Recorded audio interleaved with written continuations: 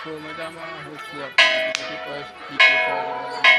સ્વાગત છે. અમે આવી ગયા છીએ સાબરી કોટરા